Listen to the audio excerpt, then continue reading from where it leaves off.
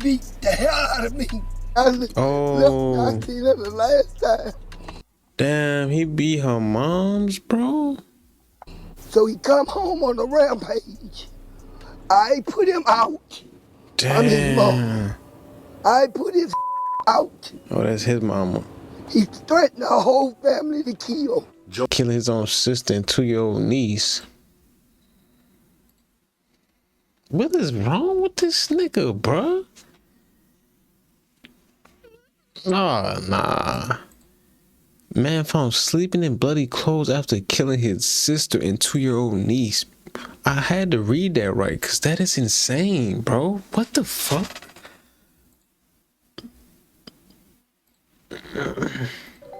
And the possibility of everything being prevented leaves Houston devastated and a family broken. What's up, everybody? It's 1090 Jake. I'm rocking with y'all and y'all rocking with me. And for this video, we're gonna be speaking on a Houston man that was found asleep covered in blood after killing his own sister and 2-year-old niece.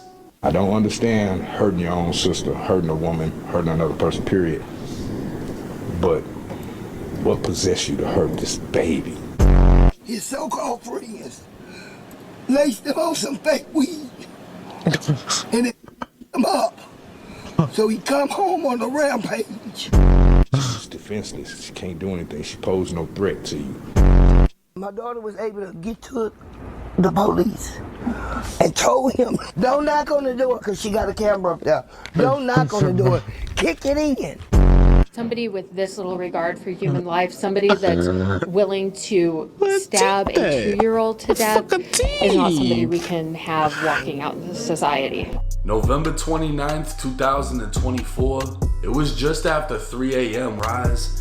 It was eerily quiet inside as they observed Kendrick covered in blood, asleep on the couch. Placing him in handcuffs, officers were met with a dreadful silence. That nigga had to be drunk or something, because ain't no way you did all that. Hey, I'm starting to learn throughout all these these crime movies and shit I be watching. Release. And then they be maxed out and then they just go to sleep. Like that's what they wanted to happen. So they just be chilling. Cause niggas be sleeping with the bodies and all, bro. So it's like something mental in their brain for them to just like chill out and relax. Sick as fuck. They called out to the hostages. Still alert, they began searching room by room until they made the horrific discovery. 28-year-old Janine Fisher laid with her 2-year-old daughter Carly by her side. They've been stabbed multiple times and pronounced dead at the scene. It was clear what had taken place, and officers would observe Kendrick had injuries consistent with a violent altercation, meaning Janine had fought for her life and her daughter's life, only to be overpowered by her own brother. A convicted felon, Kendrick had been released last December after a 7-year prison sentence for armed robbery. He'd receive additional time after being caught with contraband inside of prison. Struggling to find his way in society, he moved in with his sister, causing concern in the apartment complex. Speaking with neighbors, investigators would be— Look at his cut, bro. The nigga, he got the little patch of hair. That shit sad, but that nasty. Investigators would be told Kendrick gave them eerie feelings as they knew about his past and questioned if he'd changed. Investigators were unable to come to a conclusion as to why he snapped, but Kendrick's mother would come forward stating her daughter and granddaughter could have been saved. It already beat the hell out of me. I seen her the last time. Damn, he beat her moms, bro. So he come home on a rampage. I put him out. Damn. I'm his mom. I put his out. Oh, that's his mama. He threatened our whole family to kill. Joanna Fisher stated she repeatedly reached out to law enforcement, that hoping nigga to get her son bro. admitted into a mental institution He gotta due go, to his bro. mental health struggles. On November 24th, 5 days before the fatal incident, He tried to attack her, which had never happened before. He ain't no good out here, She bro. filed a report with the police stating the family called the police after Kendrick attempted to steal money, leading to the altercation. The family told police Kendrick threatened his mother, and she said he struck her, destroying property within her home until he was physically pushed out. But according to Joanna, the police did nothing. It would later be discovered Gianna called 911 herself hours before being killed. She told the 911 operator to kick in the door instead of knocking, but instead, a responding officer went to the apartment and left after no one answered the door. Kick the door in, bro. If you knew somebody was getting their ass whooped, or if you knew you had a call for domestic violence, why don't you just go in? Now 2 people died. I mean, now hindsight 2020, we looking back at it, of course, but you was called there for a reason. Better than knock the door down, because think about it. Ain't nobody say nobody's here. Hello, nobody's here, bye. Somebody could be getting choked at that moment. So you could have kicked the door in, but look. Responded to calls. Had the officer forced entry, he would have discovered the hostage situation. See? Instead of a murder scene. See? Kendrick Fisher has been charged with 2 counts of capital murder for the brutal death of his sister and 2-year-old niece. Capital and because murder. Texas is Texas, he now faces death by execution. A punishment many would deem fitting for a man who's able to kill his own flesh and blood and then sleep as their blood dried on his skin. It's unclear and unlikely any officers will face negligence for their failure to discover the situation. Dry blood smells so weird. I don't know that. But dry blood smell and gotta feel weird. Like it gotta stick to your skin. It can't just be relaxed and chill. Like that's not it. It's not like water. It'll dry off later. I know it hardens. Sooner. If it's true that a call was made by Janine and an officer arrived only to leave as no one was hurt inside, the Fisher family may be looking at a possible lawsuit. But for now, 2 funerals and a trial is all the future holds.